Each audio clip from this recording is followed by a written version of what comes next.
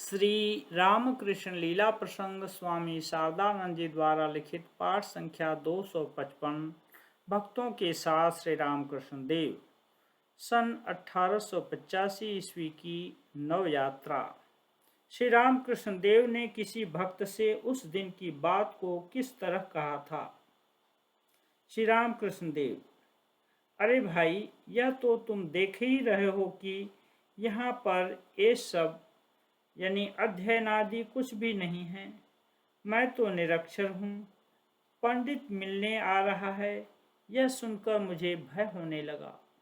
तुम तो जानते हो कि मुझे अपने पहनने के वस्त्र तक का होश नहीं रहता। फिर न जाने क्या कर बैठूं, यह सोचकर मैं एकदम संकुचित हो उठा। माँ से मैंने कहा, माँ तू संभालना, मैं तो तेरे अतिरिक्त शास्त्र आदि कुछ भी नहीं जानता, मुझे संभालते रहना। तदनंतर किसी से मैं यह कहने लगा कि उस समय तू उपस्थित रहना। दूसरे से मैंने यह कहा कि तू उस समय आ जाना। तुम लोगों को देखने से फिर मुझे कुछ साहस होगा। पंडित जब आकर बैठा उस समय मैं भी डरता रहा। चुपचाप बैठकर उसकी ही ओर मैं देखने लगा, उसकी बातें ही सुनता रहा। ठीक उसी समय मैंने देखा कि मानो उसके यानी पंडित के भीतर क्या है यह मुझे दिखा रही है। शास्त्र आदि पढ़ने से होता ही क्या है, विवेक वैराग्य के बिना सब कुछ निरर्थक है। उसके पश्चात ही सरसर करती हुई अपने शरीर को दिखाकर कोई वस्तु मेरे माथे की ओर चढ़ गई और तत्काल ही भय डर सब कुछ दूर हो गया। मैं एकदम विह्वल हो उठा। मुझे ऐसा प्रतीत हुआ कि मेरा मुख ऊपर हो गया है तथा उसके भीतर से मानो फव्वारे की तरह बातें निकल रही हैं। जितना ही मैं कहता गया उतना ही मानो कोई मेरे भीतर से और भी कहने लगा। उस ओर यानी कामारपुकुर अंचल में धान नापते समय जैसे कोई व्यक्ति रामे राम दो आ दो कहता हुआ उसे नापते जाता है और एक व्यक्ति उसके पीछे बैठकर ढेरी से यानी धान की ढेरी से धान ढकेलता जाता है। मेरी भी ठीक वैसी ही स्थिति हुई, किंतु मैं क्या कर रहा था इसका मुझे कुछ भी ज्ञान नहीं था। जब थोड़ा सा होश हुआ तब मैंने देखा कि वह पंडित रो रहा है। उसके वस्त्रादि एकदम भीग चुके हैं। इस तरह की अद्भुत अवस्था बीच बीच में मेरी होती रहती है। केशव ने जिस दिन यह समाचार भेजा कि जहाज में चढ़ाकर मुझे वह गंगा जी की सैर कराने ले जाएगा, एक साहब को यानी भारत में आए हुए पादरी कुक साहब को अपने साथ लेकर वह आ रहा है, उस दिन भी मैं डर कर बारंबार झाऊ की झाड़ी की ओर शौच जाने लगा था।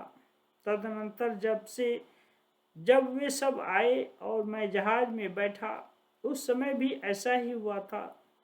न जाने क्या क्या बातें मैंने कही थी। बाद में उन लोगों ने हम लोगों को दिखाकर कहा कि मैंने खूब उपदेश दिया था, किंतु भाई मुझे उसका कुछ भी पता नहीं था। श्री रामकृष्ण देव के अलौकिक व्यवहार को देखकर अन्यान्य अवतारों के संबंध में प्रचलित उक्त प्रकार की बातें सत्य हैं, यह विश्वास होना। अद्भुत श्री रामकृष्ण देव की इस प्रकार अद्भुत स्थिति की बातों को समझना हमारे लिए कैसे संभव हो सकता है। इन बातों को सुनकर हम अवाक रह जाते थे तथा विस्मित होकर केवल उन्हें सुना ही करते थे। कोई अदृष्टपूर्व शक्ति उनके शरीर मन को आश्रय कर इन अपूर्व लीलाओं का विस्तार किया करती थी। अभूतपूर्व आकर्षण से वह अपनी इच्छा अनुसार जिस किसी को बलपूर्वक दक्षिणेश्वर में लाकर उपस्थित कर देती थी तथा धर्मराज्य के उच्चतर स्तर में आरूढ़ होने की सामर्थ्य प्रदान करती थी।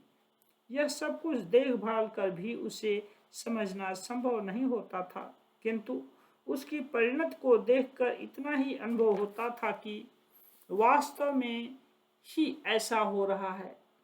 कितनी ही बार हमने अपनी आंखों के सामने देखा है कि अति द्वेषी व्यक्ति अपना द्वेष प्रकट करने के लिए श्री रामकृष्ण देव के सम्मुख उपस्थित हुआ है तथा इस शक्ति के प्रभाव से आत्मविभोर हो भावावेश में श्री रामकृष्ण देव ने उसका स्पर्श किया है और उसी क्षण से उसके भीतर के स्वभाव में आमूल परिवर्तन हो गया है, जिसके फलस्वरूप नवीन जीवन प्राप्त कर वह धन्य हो गया है।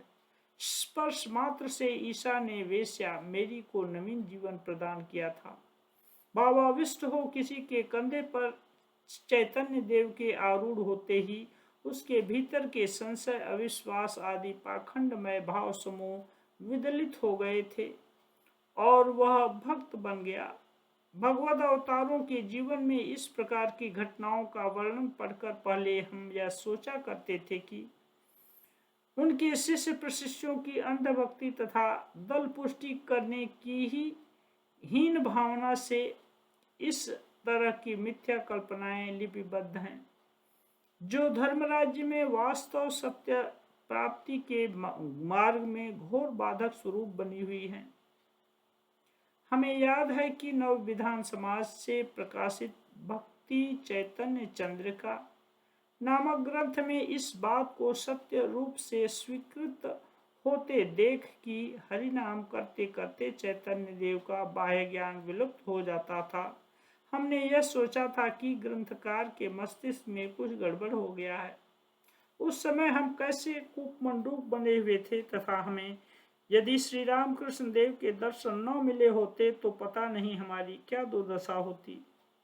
उनके दर्शन प्राप्त कर, जैसी बंगला में कहावत है, कम से कम इस समय इतना तो अवश्य हुआ है कि हम छत छाना भले ही न जाने, किंतु छत ठीक से छाई है या नहीं इतना तो अवश्य जान सकते हैं। हमारा पाजी मन नाना प्रकार के संदेह उत्थापित कर अथवा दूसरा कोई व्यक्ति विभिन्न प्रकार की बातें बनाकर किसी भी वस्तु को धर्म रूप से हमें समझा सके, कम से कम अब इस बात की संभावना नहीं रह गई है। साथ ही अन्यान्य वस्तुओं की तरह भक्ति विश्वास आदि भी हाथों हाथ दूसरों को साक्षात प्रदान किए जा सकते हैं। इस बात को भी हृदयंगम कर अहेतुक कृपा सिंधु श्री रामकृष्ण देव की कृपा कणिका लाभ कर निश्चित ही हम अमृतत्व को प्राप्त करेंगे, इसी आशा के साथ उस दिन की हम बाट जोह रहे हैं।